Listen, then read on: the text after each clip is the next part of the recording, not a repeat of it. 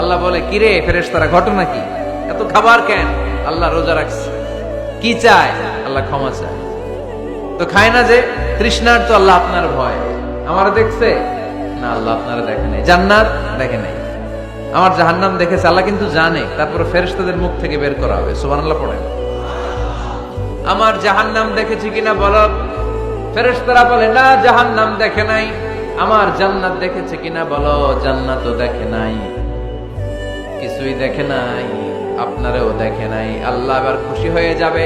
আমার খুশির জন্য আমার ভয়ে তৃষ্ণার্ত ক্ষুধার্ত সামনে খাবার হাত বাড়ালেই খেতে পারে, গ্লাসটা তুললেই পান করতে পারে, আমার ভয়ে খায় না। আমার ক্ষমা চায়, আমার কাছে ক্ষমা প্রার্থনা করে। এখন আমার বান্দা যা দোয়া করবে, বান্দার সব দোয়া আমি কবুল করে নেব।